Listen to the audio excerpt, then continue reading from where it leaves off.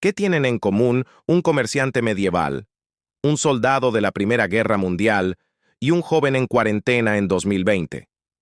Aunque separados por siglos, todos enfrentaron el mismo enemigo invisible: una pandemia. La historia de la humanidad está marcada por enfermedades que no solo mataron millones, sino que transformaron radicalmente nuestra forma de vivir, trabajar e incluso de pensar.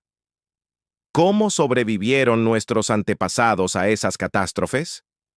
¿Qué errores seguimos cometiendo una y otra vez? No olvides suscribirte y darle like si te interesa la historia humana contada con profundidad y emoción.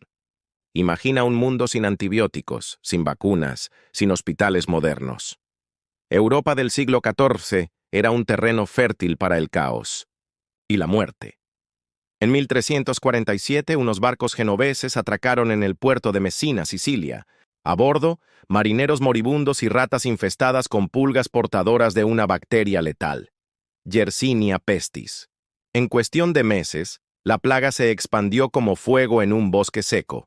Desde Italia hasta Escandinavia, desde España hasta Rusia, ningún rincón de Europa quedó a salvo. Se estima que entre 75 y 200 millones de personas murieron, cerca del 60% de la población europea.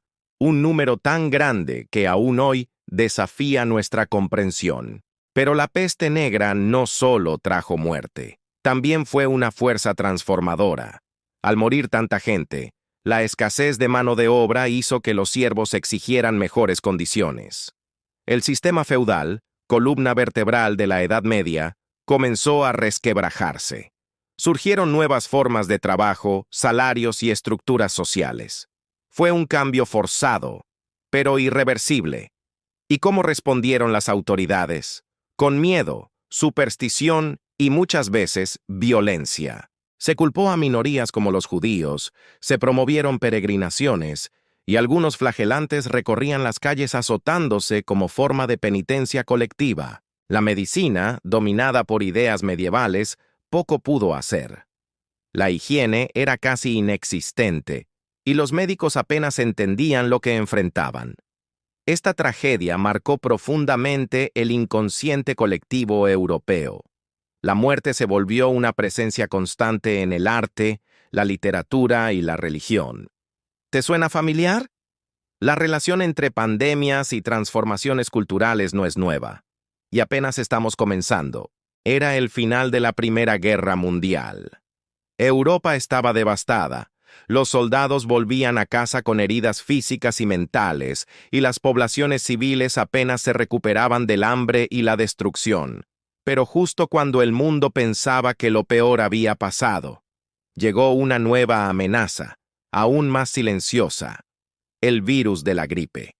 En la primavera de 1918, comenzaron a surgir informes de una extraña gripe que mataba en cuestión de días. Lo llamaron la gripe española, aunque irónicamente no se originó en España. El país, al no estar involucrado en la censura bélica como otras naciones, fue de los primeros en reportar libremente los casos, dando la falsa impresión de que era el epicentro del brote. Esta pandemia fue brutal. Infectó a 1/3 de la población mundial, cerca de 500 millones de personas, y provocó la muerte de entre 50 y 100 millones, más que la propia guerra.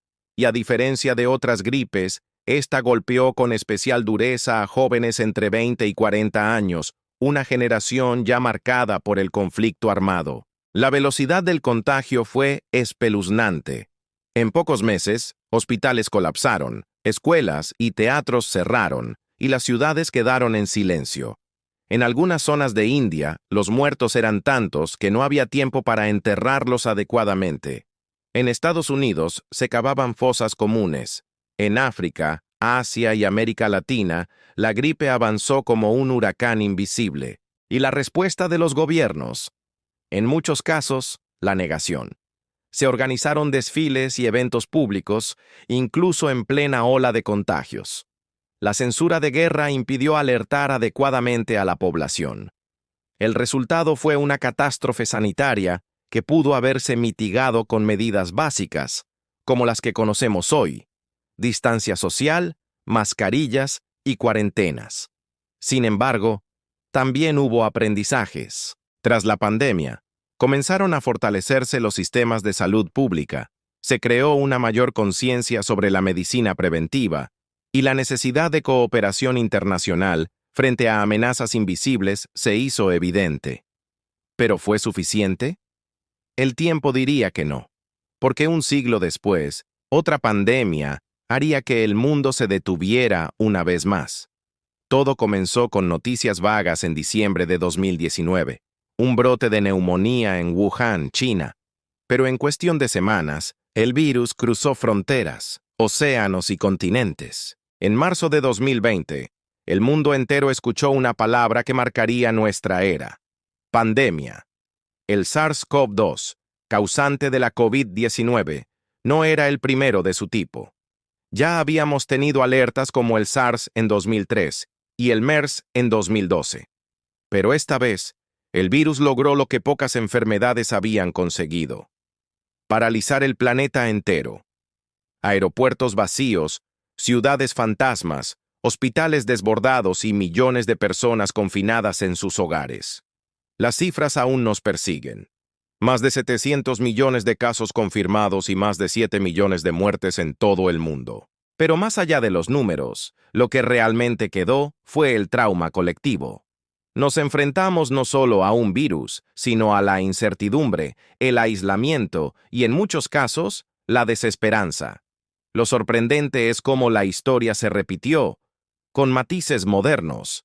Tal como ocurrió con la gripe española, vimos negacionismo, desinformación y respuestas tardías. Pero también presenciamos una hazaña científica sin precedentes. En menos de un año se desarrollaron vacunas efectivas, algo que antes tomaba décadas.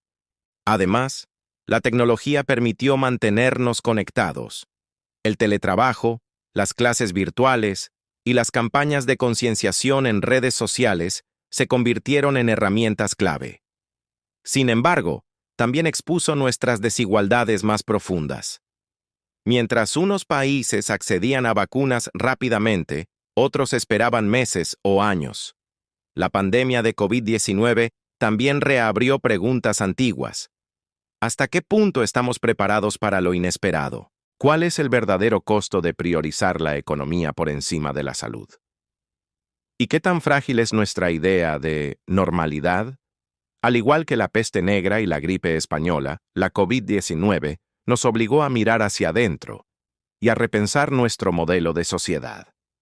Pero, ¿estamos realmente aprendiendo? Después de siglos de sufrimiento, millones de muertes y cambios profundos, surge una pregunta inevitable. ¿Realmente hemos aprendido algo? Cada pandemia dejó lecciones claras. La peste negra nos enseñó que la ignorancia y la superstición agravan cualquier crisis. La gripe española reveló los peligros del silencio y la falta de coordinación global. La COVID-19 expuso nuestras vulnerabilidades digitales, económicas y sanitarias. Sin embargo, muchas veces estas lecciones se olvidan rápido. Las inversiones en salud pública tienden a disminuir cuando el peligro pasa. Las estructuras sociales que prometen mejorar vuelven a sus viejos patrones.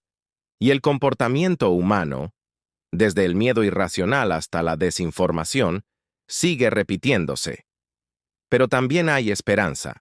Tras la peste negra, Europa entró en un proceso de transformación que desembocó en el Renacimiento. Después de la gripe española, se crearon organismos de salud más robustos y campañas globales de vacunación. Hoy, tras la COVID-19, estamos viendo avances en biotecnología, conciencia ecológica, salud mental y modelos de trabajo más flexibles. Quizás lo más importante que podemos aprender es que las pandemias no son solo eventos médicos, sino profundamente humanos. Afectan cómo nos relacionamos, cómo gobernamos, cómo confiamos o no en la ciencia y cómo recordamos. Si queremos evitar los mismos errores en el futuro, debemos convertir la memoria en acción y la historia en prevención. Porque la próxima pandemia no es una cuestión de sí, sino de cuándo. Pero hay algo que nunca cambia: nuestra capacidad de adaptarnos, aprender y resistir. Y recuerda, quien olvida la historia está condenado a repetirla.